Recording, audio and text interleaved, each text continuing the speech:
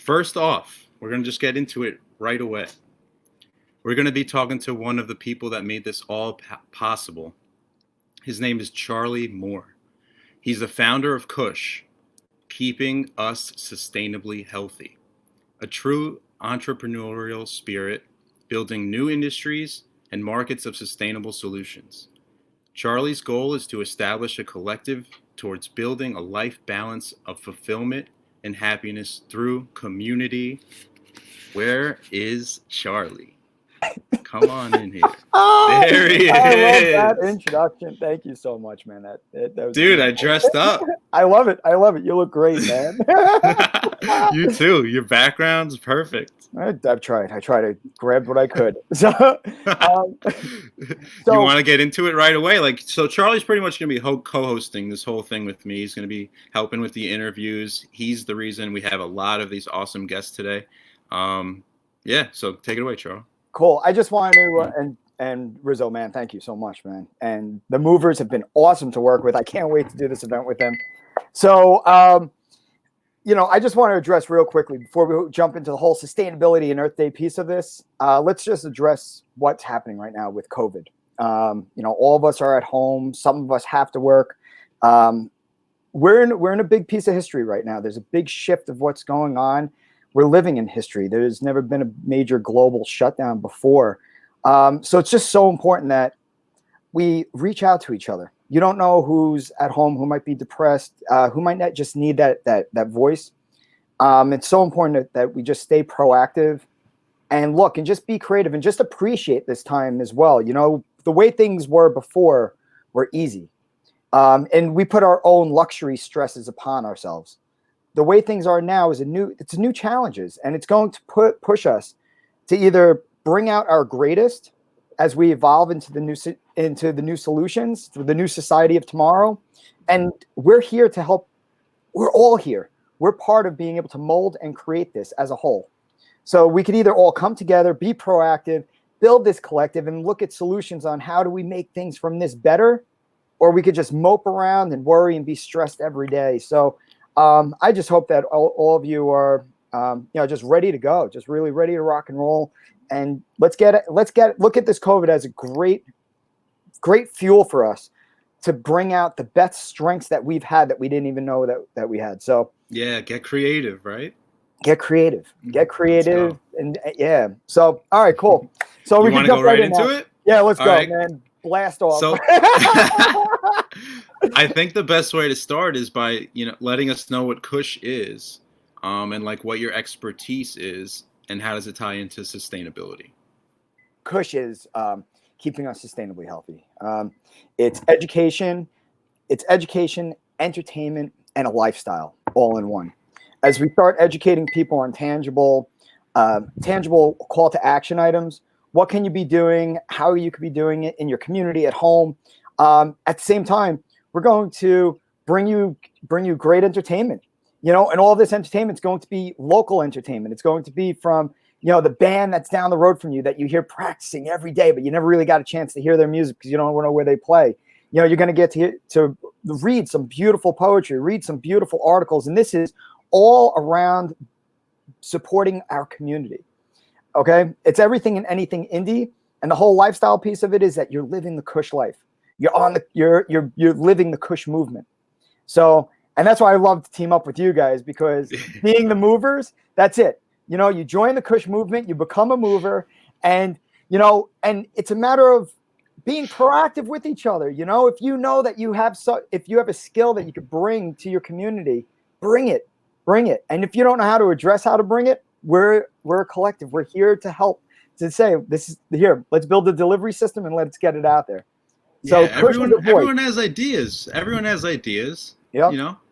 Sometimes I remember when I was younger, I just didn't want to. I was scared. I didn't want to know. I didn't have a group of people to grow these ideas with. I was anxious or whatever, and I couldn't get them out there. But it's so cool to have a supportive group like this.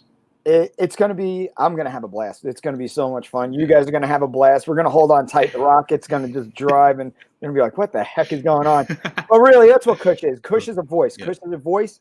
It's a community. It's to bring those people together, the like-minded individuals, to come as one and let's focus on let's look at the big pictures. Let's look at the big problems. And what can we do in our backyard to address that problem? What can we just do right here, right now? You know, if we want to, if we see the big pictures of ending global poverty or ending global hunger, well, let's look at how we start here. You know, all right, maybe I could start getting involved in a food pantry and start sending food out. And all of a sudden it's just a little thing. But now if you and all of your neighborhood start doing it, it's a lot. Yeah, that's a lot. It adds up. It adds up. Yeah. So what, maybe it's obvious, but why do you think this is an important topic for people to know about, and why they should join the KusH movement? This is important because, especially now with COVID going on, it's creating unique challenges. And I think that we're at the point in the brink of society to where people want to find a new balance in life. People want to find a new perception of that, stay at home and put family as priority, still work as a priority, but have this beautiful life work structure that engages as one unit, you know, and it engages as one life. And I said, people are thinking about that now while they're home.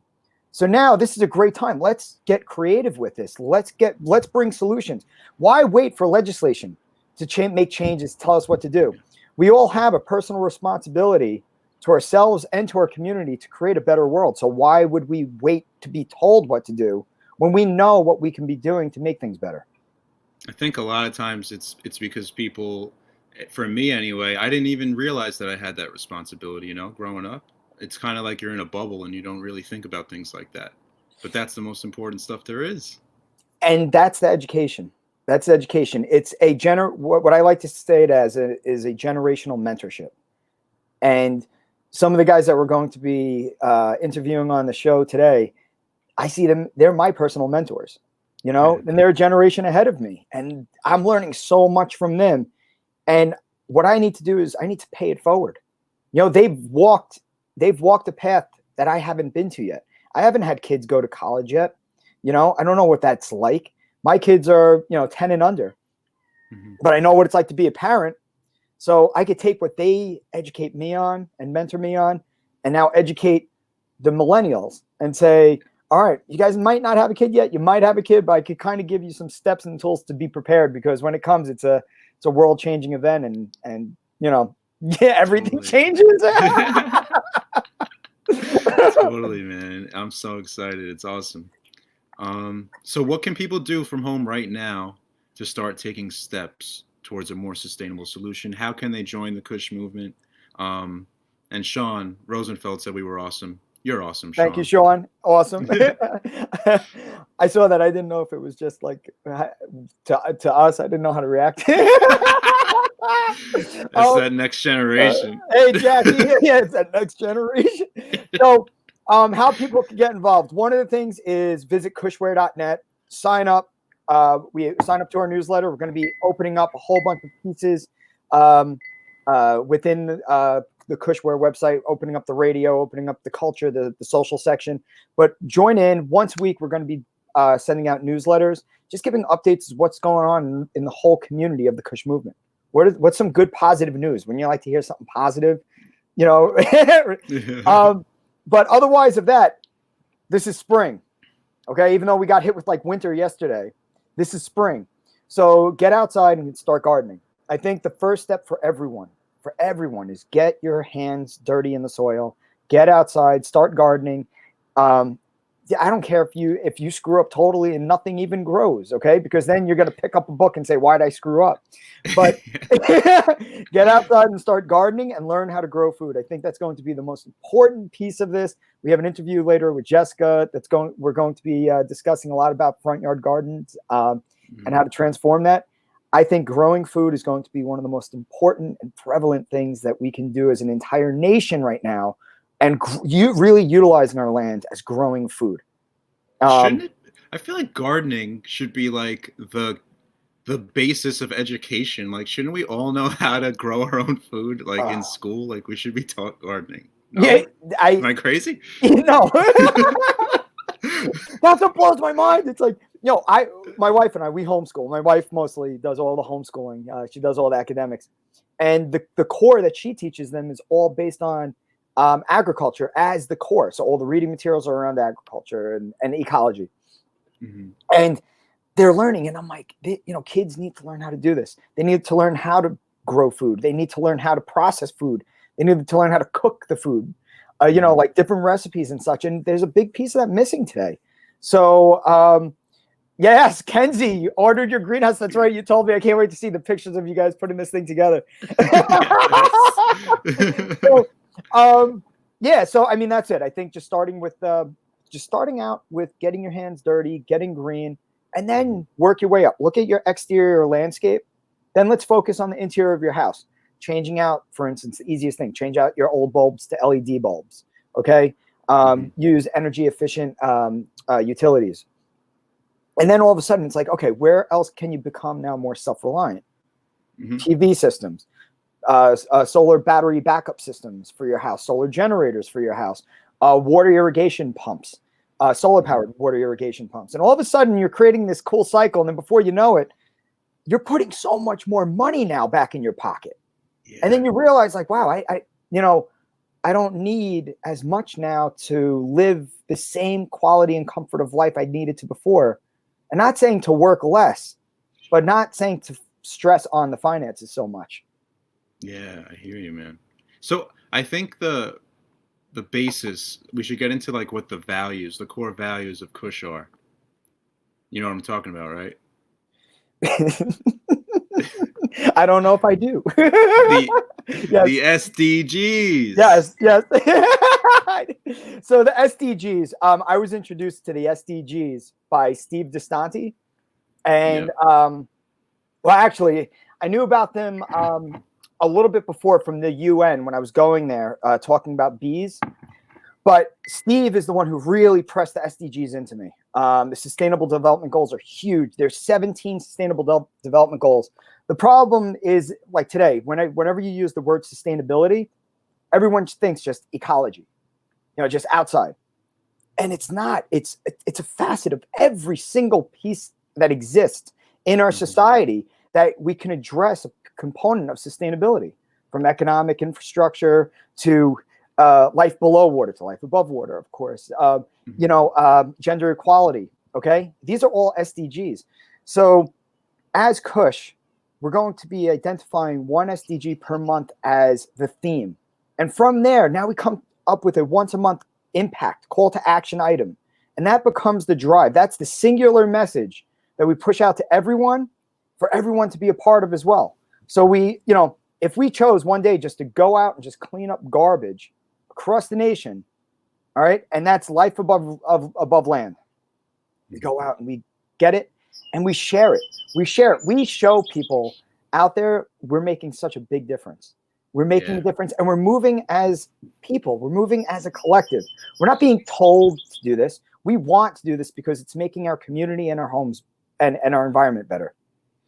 Yeah, so I want to continue with the SDGs, but I also want to say for people watching, if you have any questions you want to ask Charlie, throw them in the chat right now, and then we'll ask them. We have like 10 more minutes. Cool. But to continue with the SDGs, where did they come from? Did someone make these up? Like, where'd they come from? So I don't know if I'm going to get this totally correct with the background, but I believe that they started in 2015. And it was part of the United Nations piece. And I believe it's in 163 countries worldwide right now, which is huge. And within the SDGs, there's also sub-SDGs. So like within SDG number 1, there's a whole bunch of sub-SDGs of little, now here's the tactical pieces. Here's the little micro pieces that you can singularly identify. And it's broken down, and it keeps getting added, and there's hundreds of micro SDGs within the macro piece of the SDGs. I like using this as a framework, though, as the foundation, because it's being identified in so many countries, because there was so much thought and energy put into each individual SDG of what and why. I think it's tremendously important that we use that as that foundation piece and we pull off of it, but then look at it at the high level and grab to start everyone. What's the low-lying fruit that we can grab and start engaging with? And as we start building our population, as we start building the community, the collective of people, now we can start taking on more and more.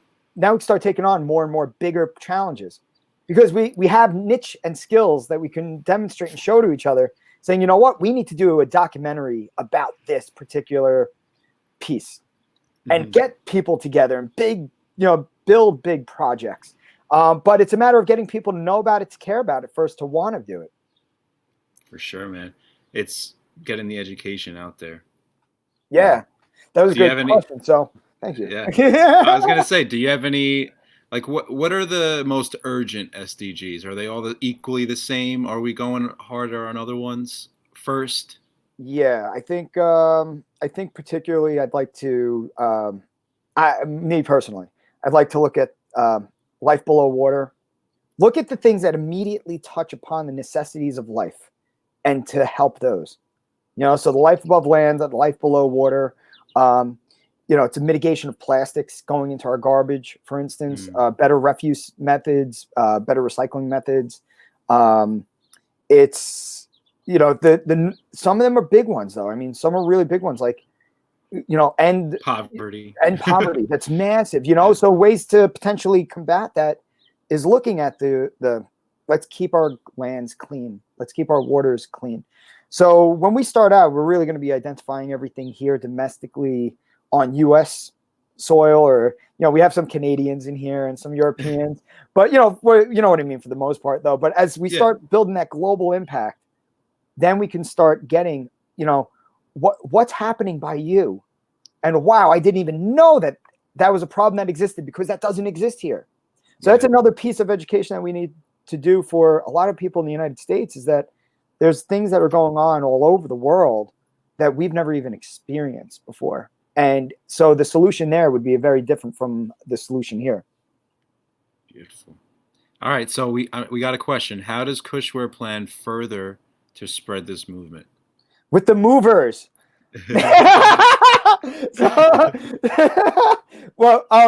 Entertainment. That's how it's going to happen. We bring in the independent artists. The independent artists are basically the ambassadors of the word and the movement of this whole thing. It's the movement of KusH. The entertainment's going to get the audience. The audience gets introduced to this. If they want to be a part of it, they join, and then they start driving. And then from the action items that we do, from the action items of putting out all the what are we doing? What are we doing this month? What's the call to action, and how are we going to engage? And then just blast it off. I mean, it's a massive horizontal foundation that we're building.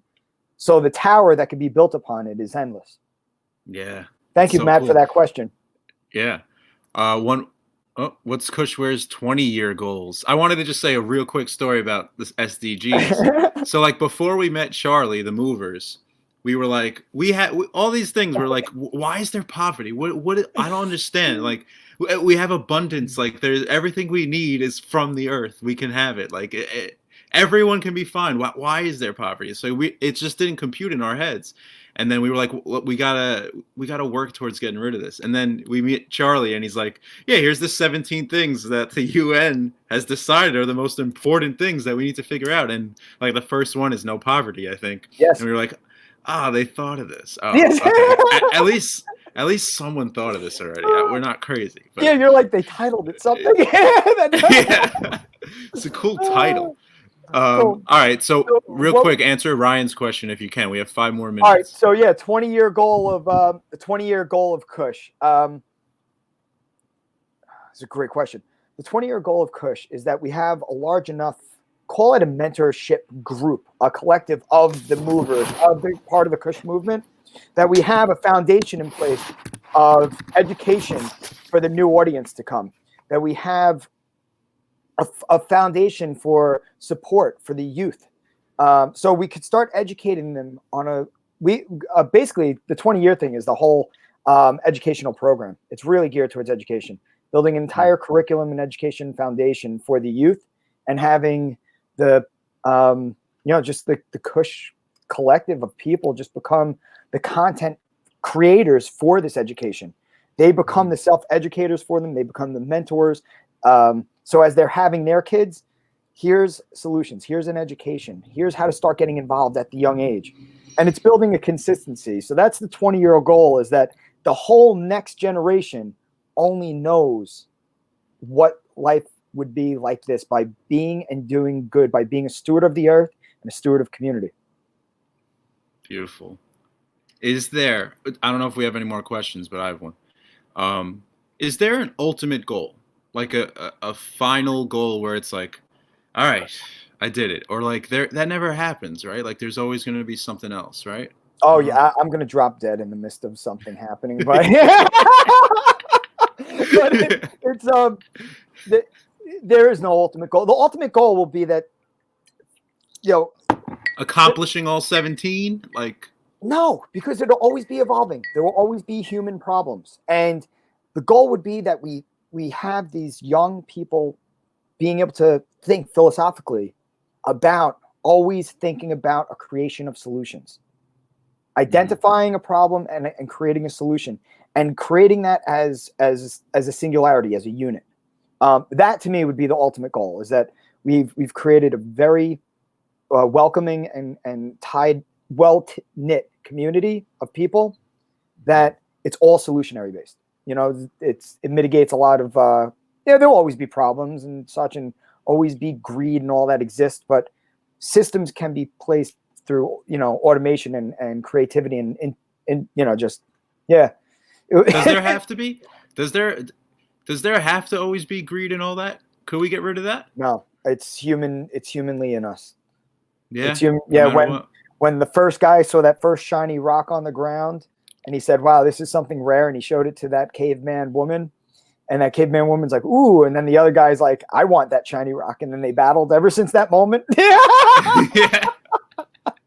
And that was the end. It was downhill from there for greed. That was it. It is so genetically in us. It's not even funny. It's just, it's greed and power is just genetically in us. Vincent, what's up? Strive to constantly reduce unnecessary suffering. Dude, Vincent, that is awesome. Vincent, by the way, is amazing. He's running the UN chapter of in Long Island. We have to get more precise with that, Vincent, because suffering is subjective, and we don't really you can't really even define it. It's different for everyone else. But I like that. It's a good start. I'm excited, man. This is going to be crazy. This is going to be a good day. So much fun. Yeah, I have 3 cups of coffee in front of me. I cornered myself in my own area. My door is locked, so I don't have 4 little armies of kids coming in and attacking me. So we're cool. I got a bowl of pomegranates. Nice. That's the way to do it. I'm just going to pop them like popcorn all day, dude. Yeah, that's me and my coffee. Doesn't get better than that.